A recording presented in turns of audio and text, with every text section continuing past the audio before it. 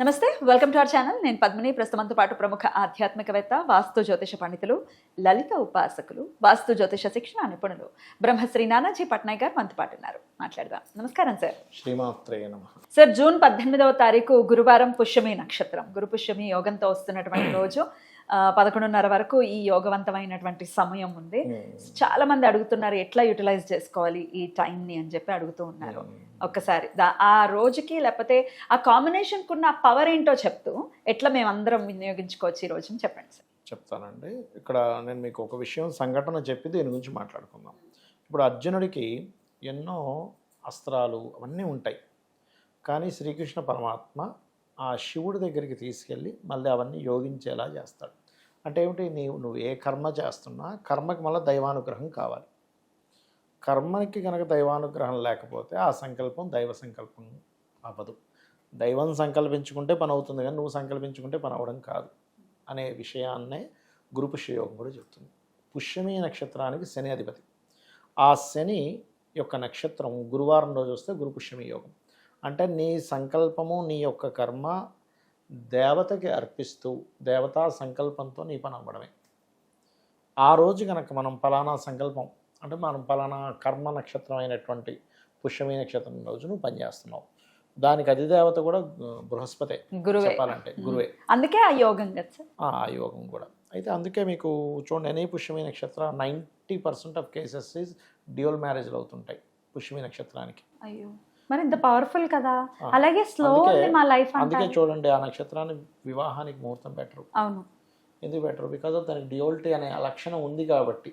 అనురాధకి పూర్వభద్రకి పెడతారా? పెడతారు. పుష్యమికి better. పుష్యమికి better, ఎందుకంటే దానికి అధిదేవత ఈతని కాబట్టి.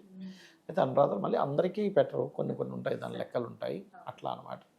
కాబట్టి ఏంటంటే నీ యొక్క సంకల్పం ఏదైతే ఉందో అది ఒక పని అవ్వట్లేదు, ఆ రోజు మరలా పునఃప్రారంభించడం గురు పుష్యమి యోగం ఉన్నప్పుడు అది కొంచెం సఫలీకృతం అవ్వడానికి బాగా తోడ్పడుతుంది. అయితే ఆ రోజు చేయవలసినటువంటిది ఏం చేయాలి? ఆ రోజు శని యొక్క మహాదశ నడుస్తూ జన్మజాతకంలో శని ప్రభావం అస్సలు బాగాలేదు అన్నప్పుడు కూడా గురు పుష్యమి యోగం రోజు మీరు దగ్గరలో ఉండే ఆలయాలకి నూనెని కైంకర్యానికి వాడడానికి ఇవ్వడము, గోవుకి బెల్లము తినిపించడము, ఇవి ఎక్కువగా చేస్తూ ఉండాలి. ఇవి మీరు ఎంత చేస్తూ ఉంటే అంత బాగుంటుంది, గుర్తుపెట్టుకోండి. ఇవి ప్రధానంగా చేయాలి.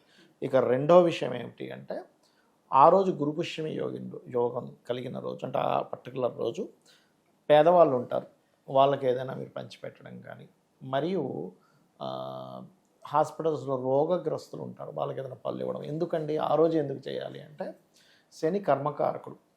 ఇప్పుడు ఒకరికి సహాయపడడం ఇవన్నీ ఏంటి? దైవ కార్యాలు అవన్నీ కూడా. మనం ఒక సహాయపడుతున్నాం అంటే దేవుడు మెచ్చుకుంటాడు, ఒకరిని ఇబ్బంది పెడుతున్నాం అంటే దేవుడు శిక్షిస్తాడు, ఇది మనకు తెలిసిందేగా. కాబట్టి దేవుడు యొక్క అనుగ్రహం అక్కడ కలగడానికి ఎక్కువ ఆస్కారం ఉంటుంది. అంటే నువ్వు ఒక మంచి పని, శని ఎవరికి కారకుడు? ఈ కార్మికులకి, కర్షకులకి, ఏజ్డ్ పర్సన్స్కి, రోగగ్రస్తులకి, వీళ్ళందరికీ శనే కారకుడు. అందుకే చూడండి, ఎనీ సాటర్న్ మహాదశ అంతర్దశ ఎక్కడో దగ్గర చిన్న హెల్త్ ఇష్యూ అని ఇస్తుంది, ఇవ్వకుండా ఉండదు సాటర్న్లో. ఖచ్చితంగా ఎంతో కొంత. ఎల్నాడు శని ఇష్యూ ఇవ్వాలని రూల్ ఏం లేదు. మహాదశలో అంతర్దశలో 4-6 కనెక్టివిటీ వస్తే ఇస్తుంది. శనికి 4-6 కనెక్టివిటీ వచ్చిందంటే డ్యామ్ షూర్గా ఆ అంతర్దశ అయిపోయే లోపల హెల్త్ ఇష్యూ అవ్వాల్సింది, ఇంకా అందులో డౌట్ ఏం లేదు.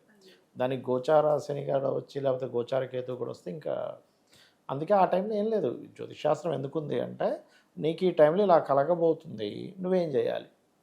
పెట్రోల్ తక్కువగా ఉంది, నువ్వు మధ్యలో పెట్రోల్ బంక్ వస్తే పెట్రోల్ కొట్టించుకుంటావు. అందుకని పెట్రోల్ తక్కువగా ఉందని లబోదీపోని ఏడుస్తే పెట్రోల్ ఉండదుగా. అలాగే ఇక్కడ నీకు ఈ మహాదశ అంతర్దశ వస్తుంది కాబట్టి నువ్వు ముందు నుంచే నీ హెల్త్లో కేర్ తీసుకుంటావు. అయితే ఏ దశలో అయినా అంతర్దశ శని వచ్చినప్పుడు కూడా కేర్ తీసుకోవాల్సిన అవసరం ఉందా సార్? అంటే ఓన్లీ శని మహర్దశలో ఏంటంటే పోర్ట్ఫోలియో, మీకు శని కనుక ధనాన్ని లాభాన్ని ఇచ్చే పోర్ట్ఫోలియో ఉంది, అప్పుడు ఏం కాదు. మళ్ళీ అంటే ఆయన ద్వితీయ భావంలో ఉన్నాడు. ఇక్కడ ఏంటంటే రోగకారకుడికి, అంటే చిన్న ఎగ్జాంపుల్ చెప్తా చూడండి. చెప్పండి. ఇప్పుడు ఒక బాగా ఎద్దుందండి, మంచి ఒక దానికి ఏదో సినిమాలో చూపిస్తారు, ఏదో కారంలో పెట్టడానికి పోయి పొడి చేస్తుందని. అవును. అంటే దానిలో ఉండే బలము, దానిలో ఉండే ఎనర్జీ, దానికి ఉండే పొగరికి ఇంకొంచెం మనం రెచ్చగొట్టాం, అది వెళ్ళి బీభత్సం సృష్టిస్తుంది. అట్లాగే ఒక కారకుడికి ఆ పోర్ట్ఫోలియో అంటే ఒక గ్రహానికి ఆ పోర్ట్ఫోలియోస్ కనెక్ట్ అయినప్పుడు అది ఇంకా ఎక్కువ చేస్తుంది. అంటే ఉదాహరణకి ఒక స్పోర్ట్స్ మ్యాన్ అవ్వాలి, స్పోర్ట్స్లో బాగా రాణించాలి. కుజుడికి స్పోర్ట్స్ కారకత్వాలు బలంగా వచ్చాయనుకోండి ఆపలేరు. మొన్న చూడండి ఆ వైభవ్ అనే వ్యక్తి విజృంభించేసారు, 15 ఏళ్ళ కుర్రాడు.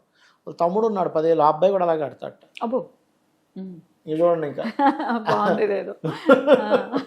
అలా ఏంటంటే ఆ పర్టికులర్ ప్లానెట్కి ఏ పోర్ట్ఫోలియో వచ్చింది. ఓకే. శనికి కనుక రోగకారకత్వాలు వస్తే విజృంభిస్తాడు, లేకపోతే శుభ్రంగా ఐరన్ వాటిలో డబ్బులు కూడా వస్తాయి.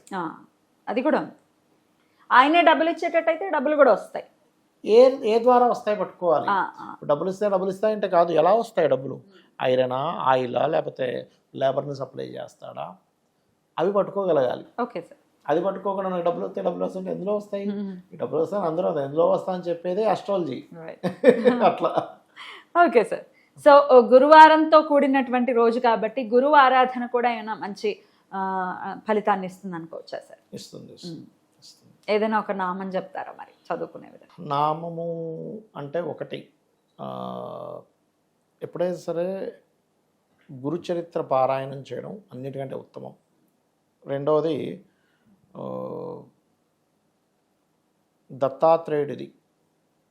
దత్తాత్రేయ గురుచరిత్ర, లేకపోతే దిగంబర శ్రీ పాదవల్లభ దిగంబర మంత్రం చాలా అద్భుతంగా పనిచేస్తుందండి.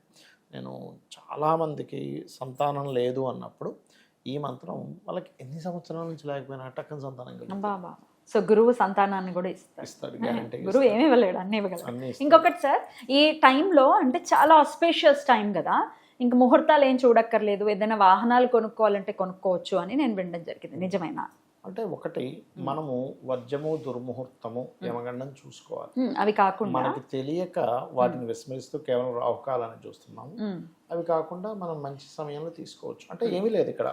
ఇప్పుడు ఈ రోజు మంచిది ఓవరాల్గా, కానీ ఆ ఒక్కరోజు మంచిదని వెళ్ళిపోయిన దానికి ఆ రోజులో ఏ పాయింట్ మంచిదో అని చూసుకొని వెళ్ళిందని చాలా తేడా ఉంది. 4th house పాడవకుండా చూసుకోవాలి. మీరు వాహనం తీసుకుంటున్నారు లగ్నం నుంచి, లేదా గృహప్రవేశం చేస్తున్నారు, దాన్ని ముహూర్తం అంటాం. అంటే ఓవరాల్గా ఆస్పీషియస్ డే, అందులో మీకు ఏది మంచిది. బట్టల షాప్కి వెళ్తాం, అన్ని బట్టలు మంచివే, కానీ మీకంటే ఒకటి నచ్చుతుంది, పలానా శారీ పలానా డ్రెస్ అంటున్నాగా, అట్లా. ఇది కూడా అలాంటిది. రైట్. అద్భుతం సార్, చాలా బ్యూటిఫుల్గా ఎక్స్ప్లెయిన్ చేశారు. ఖచ్చితంగా వచ్చేటటువంటి ఈ పవర్ఫుల్ డే డెఫినెట్గా మళ్ళీ వస్తుందో, ఎప్పుడు వస్తుందో తెలియదు, రేర్గా వస్తుంది.